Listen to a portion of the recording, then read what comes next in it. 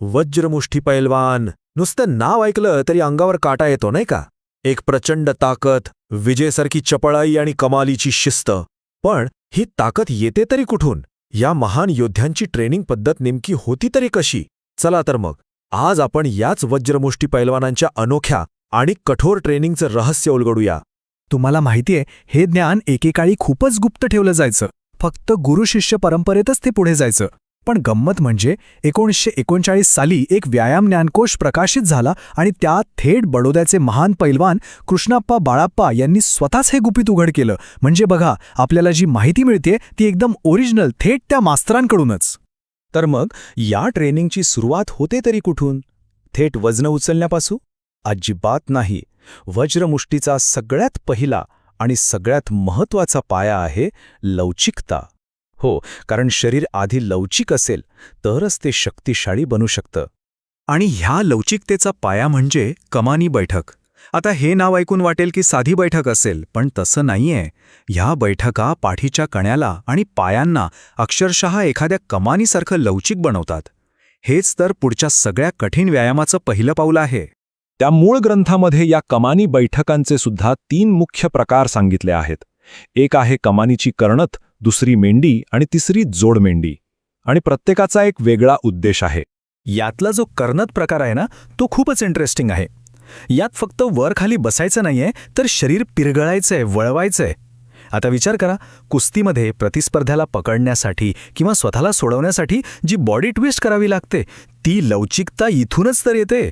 Okay, तर आता शरीर लवचिक झालं, पण नुसतं लवचिक असून भागत नाही, बरोबर? आता वेळ आहे त्या लवचिकतेमध्ये वेग आणण्याची, म्हणजेच चपळाई. आता आपण स्थिर व्यायामाकडून वेगवान हालचालींकडे वळणार आहोत. चलंग म्हणजे पायांची जादूच समजा. ह्यात इतक्या क्लिष्ट आणि वेगवान फुटवर्कचा सराव केला जातो की पैलवानाचे पाय जमिनीवर आहेत की हवेत हेच कळत नाही. विचार करा, प्रतिस्पर्ध्याला कळायच्या आत दिशा बदलून डाव टाकणं, हीच तर खरी कला आहे. आणि आखाड्यात ही चपळाई तुम्हाला जिंकवते. चपळाईचा अजून एक जबरदस्त प्रकार म्हणजे कोलांट्याची मेहनत. हे फक्त जिम्नॅस्टिक्स नाहीये. कल्पना करा, एका चौकोनाच्या 4 कोपऱ्यांमध्ये न थांबता कोलांट्या उड्या मारायच्या. सतत गोल फिरताना डोकं शांत ठेवणं, शरीराचा तोल सांभाळणं आणि आजूबाजूच्या जागेचं भान ठेवणं, हेच तर मानसिक प्रशिक्षण आहे. प्रेशरमध्ये शांत कसं राहायचं हे इथे शिकायला मिळतं.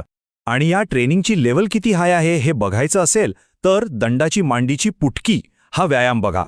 म्हणजे काय तर फक्त हातांवर पूर्ण शरीर तोलून कसरती करणं. याला जी चपळाई आणि बॉडी कंट्रोल लागतो तो अविश्वसनीय आहे. ठीक आहे, तर लवचिकता झाली, चपळाई आली. आता येतो तिसरा आणि सगळ्यात महत्त्वाचा भाग, ताकद. पण थांबा, ही जिममध्ये वजनं उचलून मिळवलेली ताकद नाही. ही आहे कुस्तीसाठी लागणारी खास फंक्शनल स्ट्रेंथ. आणि ती येते दंड व्यायामामधून.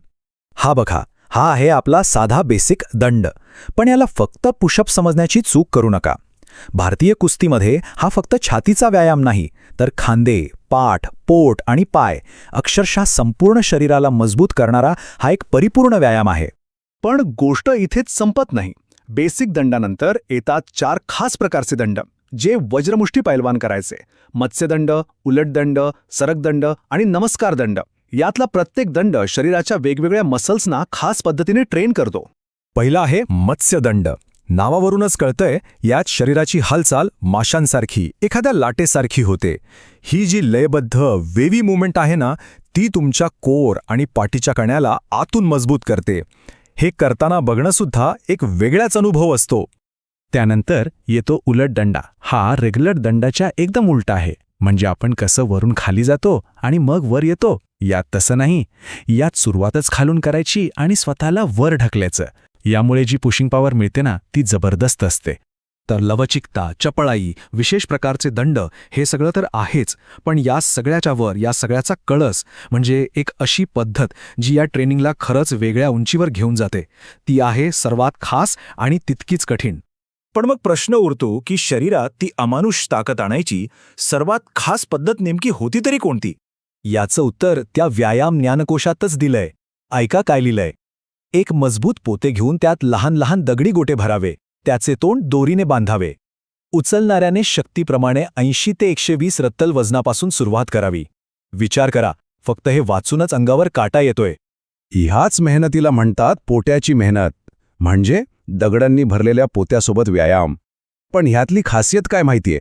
हे पोतं म्हणजे फक्त डेडवेट नाहीये. त्याचं वजन अस्थिर असतं, अगदी एखाद्या खऱ्या प्रतिस्पर्ध्यासारखं. आजकाल आपण ज्याला सँडबॅग ट्रेनिंग म्हणतो ना, ही त्याचीच मूळ भारतीय आवृत्ती आहे. आणि ह्यातून जी ताकद येते ती थेट आखाड्यात कामाला येते. आणि या पोत्यासोबत काय काय करायचं? तर त्याला जमिनीवरून छातीपर्यंत उचलायचं, हातावर घेऊन बैठका मारायच्या, खांद्यावर ठेवून फिरायचं. इतकंच नाही तर एकमेकांकडे फेकायचं सुद्धा. म्हणजे शरीराचा असा एकही भाग नाही जो या व्यायामाने मजबूत होत नाही. तर मग ह्या सगळ्या माहितीवरून आपण काय शिकलो? या वज्रमुष्ठी ट्रेनिंगचा नेमका वारसा काय आहे? चला एका नजरेत पाहूया. थोडक्यात सांगायचं तर वज्रमुष्टी ट्रेनिंग 4 खांबांवर उभा आहे. पहिला लवचिकता, जो की पाया आहे. दुसरा चपळाई, जी हालचालींना धार देते. तिसरा विशेष शक्ती, जी कुस्तीसाठीच बनवली आहे. आणि चौथा समग्र सराव, जो फक्त शरीरच नाही तर मन सुद्धा घडवतो. म्हणजे ही एक कंप्लीट सिस्टम आहे. आणि मग शेवटी एक प्रश्न राहतोच, आजच्या या हायटेक जिम आणि आधुनिक उपकरणांच्या जगात या हजारो वर्ष जुन्या मातीतल्या प्रशिक्षण पद्धती आजही तितक्याच महत्त्वाच्या आहेत का? यावर विचार करायला नक्कीच हरकत नाही.